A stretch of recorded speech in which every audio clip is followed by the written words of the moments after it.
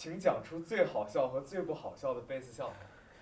呃，我觉得最好笑的是我们主唱马哥有个朋友，有一次说我们乐队有3个贝斯手，我觉得这是最好，我最开心的时候。一般都是把贝斯认成吉他嘛，这下把乐队其他2个吉他手认成贝斯手了，所以这个是我觉得最好笑的。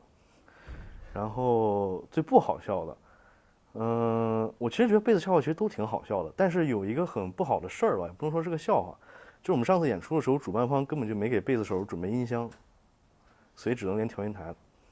对，是有点抽象。嗯，没说你抽象。你说我呢？没说你。没，我们在说那个贝斯，贝斯直接连调音台，有点抽象。对，对于很多觉得贝斯很酷、想要自学的人，有没有什么建议？我的建议就是，要开心，然后不要让这个东西成为你的负担，做到你自己能接受的程度里最好就 OK 了。压力还有一些不好的情绪该有是要有的，但是不要让它超过你这个让你开心的这种情绪。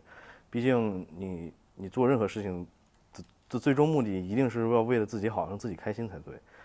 自己玩琴的话，也不一定说一定要到大师的级别，你自己能接受到自己的上限是多少，你就练到多少就行，不要给自己太多压力，我是这么觉得。然后，呃，买把好琴，买把好琴，没了，我刚才问你那个为什么要选择现在自己的乐器？没有。啊，没有。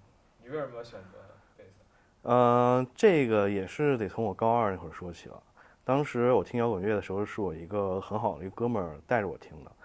然后呢，我那哥们儿他是个吉他手，他吧，就是带着我听的时候，就一直在给我安利贝斯有多好多好多好，有点就是 PUA 的程度了，导致我从开始听摇滚的时候就一直特别关注贝斯，然后后来就产生兴趣了。我觉得这个乐器声音听着也很好听，然后就是我觉得，嗯，还有客观原因讲，可能是手指头比较粗，然后摁弦的力劲儿比较大，然后呢不太适合摁那些细的弦，所以就用摁这些粗弦就比较可能比较适合我吧。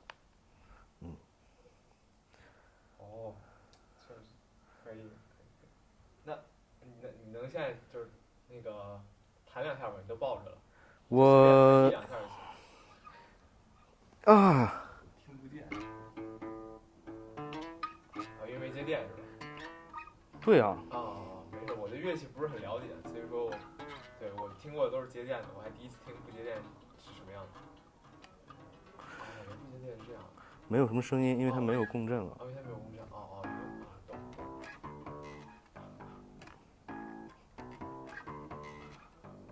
懂。可以。然后我还我个人比较好奇一个问题，好就是你之前不是说你是一个很平凡的人？啊，对啊，对，那就是你可以再和大家说一下，解释一下，就你为什么觉得你是一个平凡的人？因为就没什么特别的呀，就一个普通的大学生，然后有点自己的爱好，有点自己学习生活，没了，很正常。那你很享受这种平凡吗？对啊，我享受我的生活。可以，很好。那你梦想中自己的未来的音乐梦会是什么样子的？我梦想中的音乐梦啊，就是跟朋友或者跟乐队的朋友，就是每天都在排练室待着，吃喝拉撒，住在排练室，睡醒觉就玩音乐，然后玩累了就点外卖或者自己做饭，然后睡觉，就是这样。还有喝酒环节。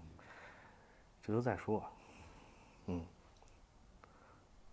啥也不干，就只玩音乐，睡醒了就是玩。可以。那你觉得乐队未来会发展成什么样？这个乐队嘛，对。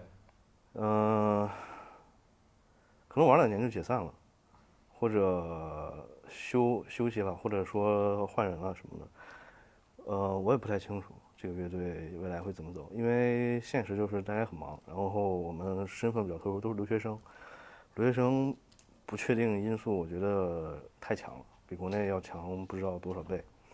所以我觉得这个乐队当然发展的越久越好，但是当然我也不强求让它一直走下去，就是这个样子。平时接演出啊，或者不接演出啊，就是每周都是自己玩玩或者拍拍视频什么的，也挺好的。可以，你还有什么想说的吗？问题都问完了。我想说的就是